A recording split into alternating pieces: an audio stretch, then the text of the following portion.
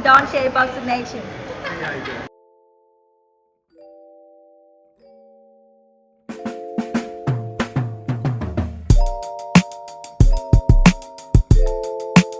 You see, people are not going to tell you the truth because they're frightened of being sacked. And Deontay Wilder's still the most dangerous heavyweight out there.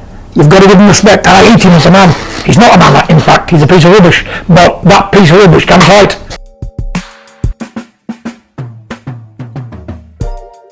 Deontay's Boxing Nation, what's going on, guys? I tell you all the time, all you have to do is wait for it. The truth always starts to come to light.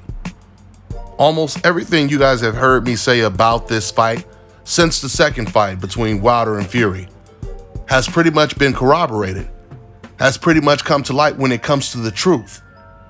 You just heard John Fury, and that's just a snippet of what he said in this recent interview. He said a lot of people aren't going to tell you the truth, but I will. That's what he was basically saying. Then later on in the interview, he once again talks about how Deontay Wilder is the most dangerous heavyweight in the division. He said, I don't like him, but the man can fight. This is what he said, right? Now, once again, just put those two clips together and think about it for a second. He says a lot of people won't tell the truth.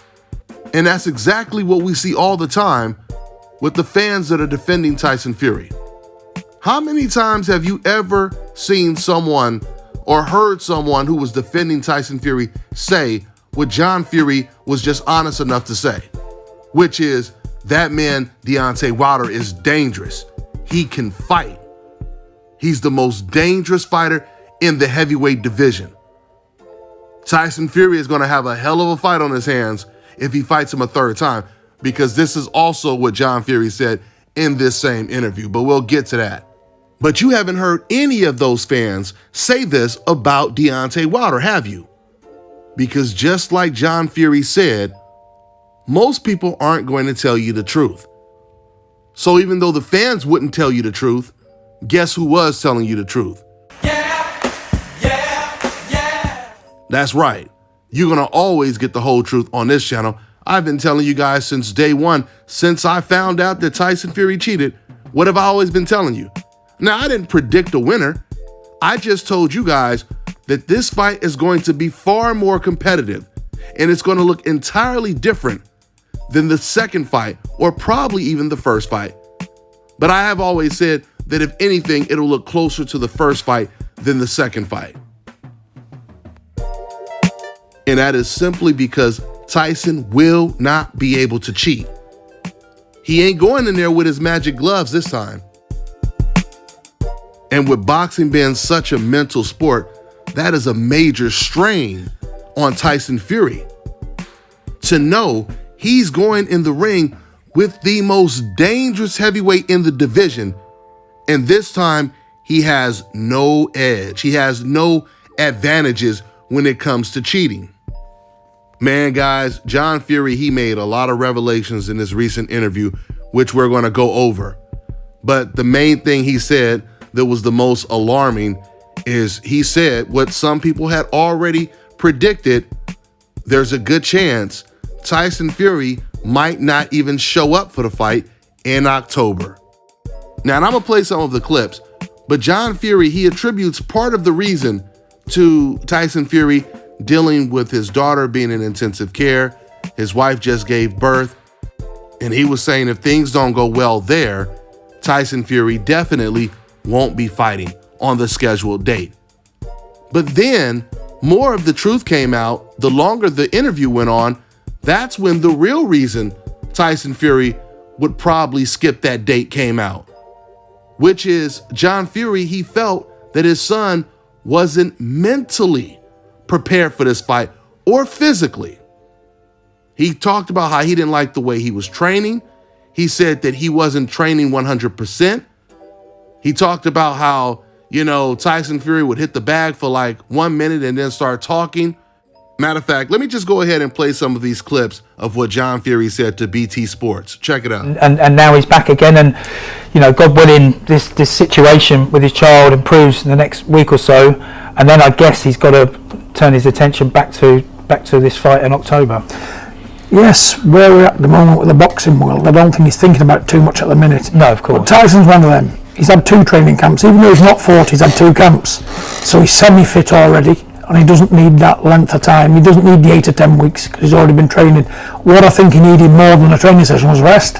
You know, unfortunately, this wasn't envisaged at all what's happened with his child. You know, we just thought he was going to have a normal birth, not on with the next job, move straight into camp next week and get on with it from there. But you know what? Tyson, he'll flip that switch again and be the Tyson. He won't be the father, he won't be the son, he won't be the husband. He'll be a fighting monster again. And that's what he does, flips the switch. I guess, you know, this fight is happening on October the 9th, having been delayed, 2 or 3 times now. Is your feeling that it is going to go ahead now, as planned? As long as the baby comes out of this all okay and things go normally, yes. But let me tell you this much. Nobody can expect a boxing match to go on in times like this. You know, because family's family, business is business, sport's sport. But when it comes down to family, they're the first and foremost at the front of the queue. And without family, you can't function right. You know, so your family's got to be intact. Because if you're an happy family man, you know things are right at home, you're going to perform right yourself. You know, I'm his dad, he's here now. I don't care what those people say and what they don't say. If problems persist, we will cancel a fight. I'll cancel a fight because nobody will expect it. You know, to people to perform under these duress circumstances. So we know what we're doing. We want to fight Wilder, and hopefully he gets his daughter back home, everything runs smoothly. We start camp, I think, on the 14th or 15th, and let's just see where we go. But if it's not right, it's not right. And I'm not like those people in America who will force the issue, because I don't care about nobody.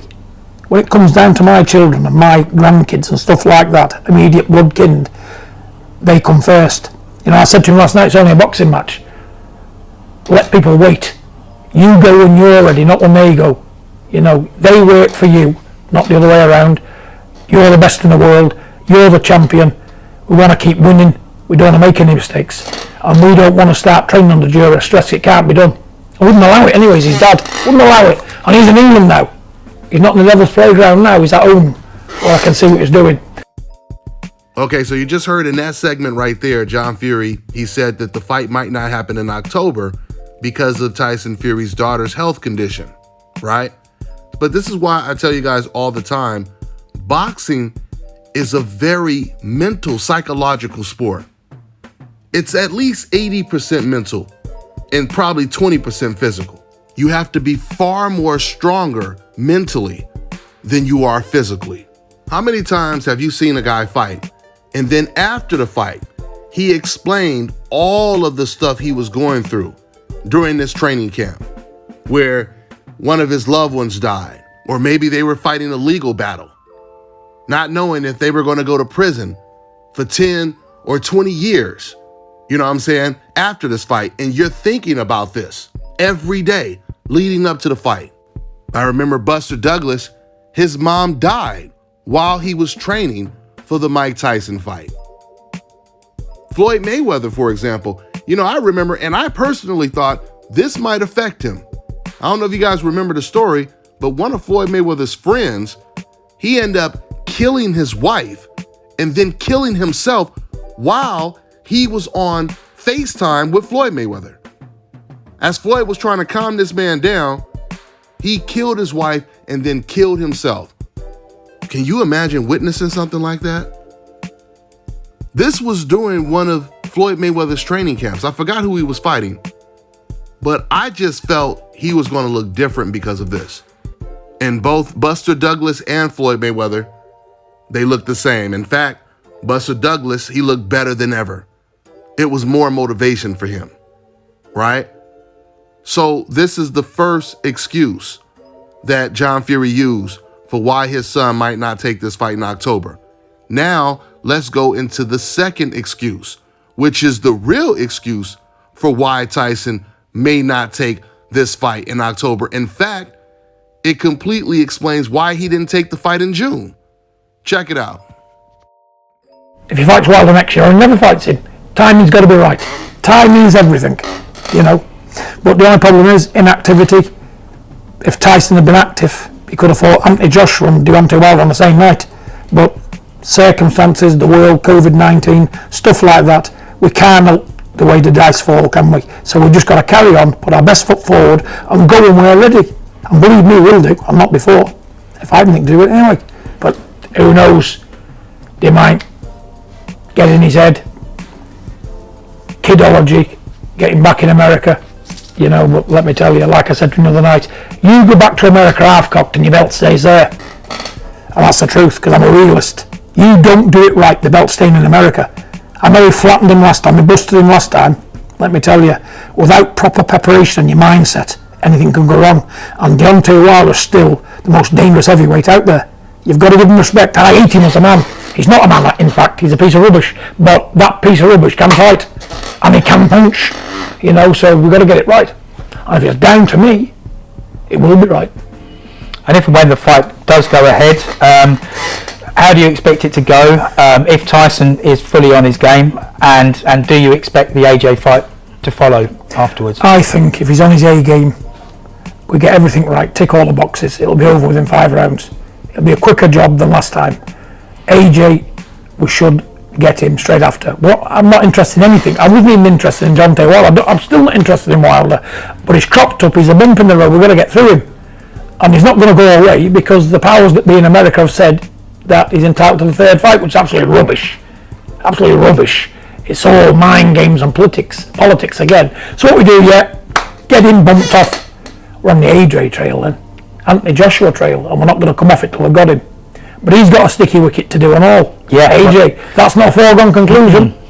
You know, I tip AJ because he's big, strong, he's got a good boxing array. You know, and apart from Tyson, he's the best heavyweight, he's the 2nd best heavyweight in the world, I think.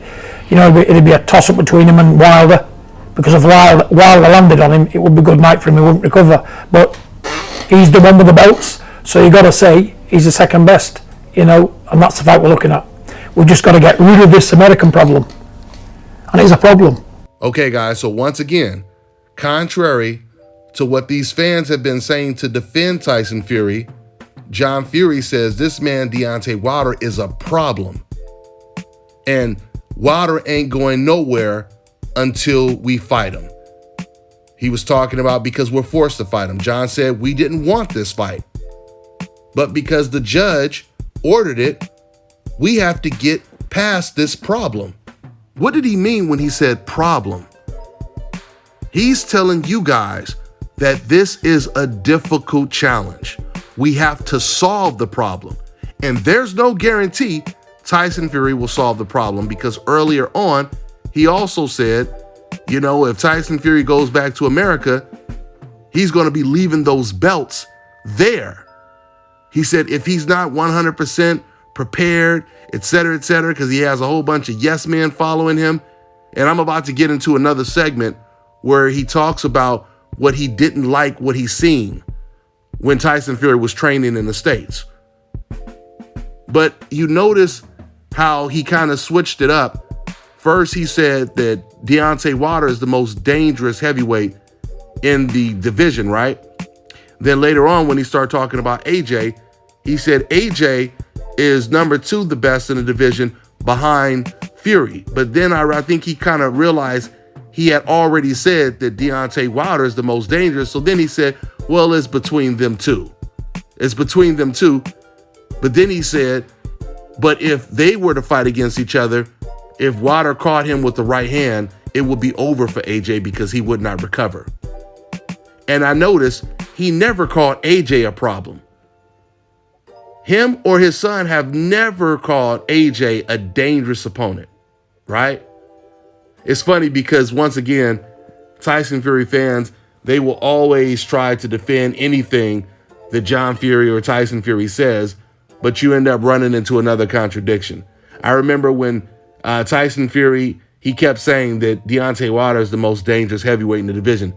They would say, oh, well, he's only saying that to promote the fight, right? Well, if that's the case, how come he hasn't said that about Anthony Joshua? How come he didn't say that about Vladimir Klitschko? Tyson Fury has never said this about any of his opponents. He's only said this about Deontay Wilder, right? See, this is the reason why you racist fans need to be very careful basing everything you say in the comment section off of your emotions, off of your hatred towards Wilder, because you never know when the truth is going to surface. When Tyson Fury's own team is going to come out and contradict every single thing that you have said and make you look stupid. Not one time in this whole interview did John Fury ever say, we don't want to fight Deontay Wilder again because we beat him 2 times already. Never did he say that. The only thing he said is, this is a dangerous fight. It's dangerous in America. He tried to make it seem like Deontay Wilder has so much help in America, which is so comical because in America, the whole country of non-black fans and media, they're pulling for him way more than the UK is pulling for Tyson Fury. Hell, they created an anniversary, or I should say, they celebrated the anniversary of Tyson Fury beating Deontay Wilder in the second fight. I don't recall them ever giving Lennox Lewis, Mike Tyson, Holyfield, Riddick Bowe an anniversary, but they gave it to Tyson Fury. So it sounds ridiculous when John Fury says, oh, they're going to do something, they're going to take it away from my son over there in America. Man, America is more of Tyson Fury's ally than his own country is. Moving on. So in this next clip, John Fury, he admits and reveals he did not like how Tyson Fury was looking in training. He even went so far as to say the way he was looking, he could have ended up getting knocked out by Deontay Wilder. Let me play the clip. I watch him in America doing a minute on the pads and being talked to death afterwards. You know what they do? They'll do a minute's work and talk for 2 minutes. And I've witnessed it firsthand and I've thought to myself, you know what? This ain't making sense to me. And he sort of like lost his bit of movement what he had for my money.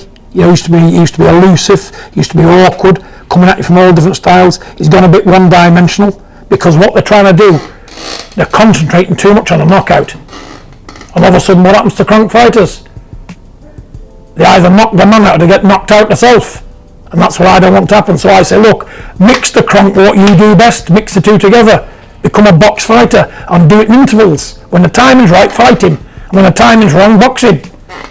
How can you lose that kind of mentality? But if you're in that man's field and you're doing what he does best and your head ain't moving and you're coming in straight lines and you're this, you're that, you're opening yourself up to a knockout, aren't you? And you can't do that with big dangerous punches like Wilder. I say box his head off. Punch him up for 15 or 20 seconds every round, and if you know you've got him, unload on him. But until you know you've got him, box his head off. Yeah, if he had a repeat of the fight he fought last time, you've got to be happy with that. I was happy with it, yeah. I was more than happy. But lightning never strikes twice in the same place. What you've seen then and what you see now is 2 different things. Because obviously his team are training to adjust what they did. They're making adjustments so that don't happen again. So we've got to make adjustments. And it's them adjustments I don't see him making in America. He'll make them here because we make them. But over in America, no. It's adjustments and timing with boxing. Especially at world level. One mistake, it's over. And Deontay Wilder, if he gets it on you properly, you're in trouble. Guys, have you ever heard the saying, if it ain't broke, don't fix it? I find it amazing that John Fury, he's frustrated with his son because Tyson wants to do the exact same thing that he did in the second fight, which is come straight forward and look for the knockout. That's exactly what he did in the second fight. Now, for some reason, John Fury is saying that's the wrong strategy. He's fighting like a crunk fighter, and crunk fighters have a reputation for either knocking their guy out or getting knocked out, which is true. But once again, this is the exact same way Tyson Fury fought Deontay Wilder the second time. Now, John Fury did say, after even the reporter said, well, isn't that the way Tyson Fury fought in the second fight? And you heard what John Fury said. He said, sure, but lightning doesn't strike in the same place twice. He said, I'm sure Wilder and his team are making improvements, so we have to make improvements. But guys, if you have been following the sport of boxing, what you'll notice is whenever a strategy actually worked throughout the entire fight, The winner never changed anything in the rematch. It's always the loser that changes his strategy, right? Perfect example, Sugar Ray Leonard. Sugar Ray Leonard, he lost to Roberto Duran in a very close fight that could have actually went either way. But they were going back and forth slugging, right? In the second fight, Sugar Ray Leonard, he boxed more. And it wasn't even a contest when he was boxing. Marco Antonio Barrera got knocked out by Junior Jones. He was the aggressor. That was his style. Come forward, be the aggressor, right? He got knocked out for the first time. He was undefeated at that time. In the rematch, he came back as a boxer. Matter of fact, pretty much for the rest of his career, he was a boxer. And he still ended up losing to Junior Jones. But the point is, it's often the loser that makes adjustments. Not the guy that won in what was perceived to be a dominant performance, right? Now, it would be different if Tyson took a whole lot of punishment to get the win. That would be different. He didn't take a whole lot of punishment in that second fight. So why would you change anything? The reason why his father is so concerned is because he knows, like Tyson knows, that Tyson cheated in that fight. That's why they're so worried. That's why they have a different strategy, a different game plan. Because when you got magic gloves, you don't have to box. You're not as worried, when it comes to getting knocked out, right? You got loaded gloves. But when you're just old regular Tyson Fury, now you got to go back to dancing, right? You got to go back to floating like a butterfly, stinging like a bee, and hoping you never get stung. And this is why Tyson and his father are so worried about this third fight. They're so worried about this third fight. And unfortunately, according to what John said, we may not even get it. Or at least we may not get it in October, because Tyson only has two options. You either fight Deontay Wilder or you retire. That's what Tyson's own promoter, Frank Warren, said after the judge's verdict came in. Do you guys remember me telling you long time ago, before the arbitrator even made a decision, I kept telling you guys that Tyson Fury, he's not going to be able to fight anyone else. He's either going to have to fight Deontay Wilder or there's going to be major repercussions, right?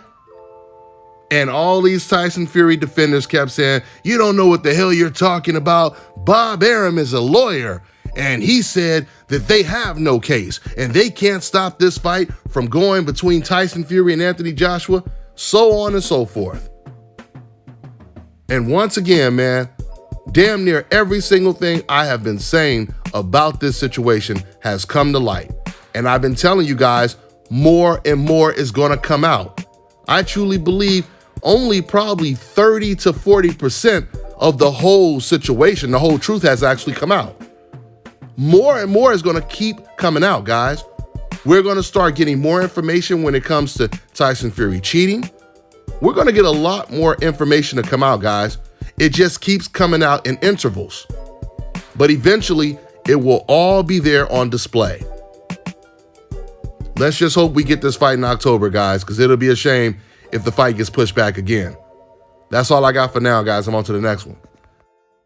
Fellas, I've got some great news for you. If you've lost your hair or have a receding hairline, the time has come when you can finally get your hairline back through a process called scalp micropigmentation. So here's how it works. It's a hair tattoo that replicates the look of your hair follicles when you have fully shaved it down. So to get this hookup, make sure you follow and contact my man Scalp Carolinas on Instagram.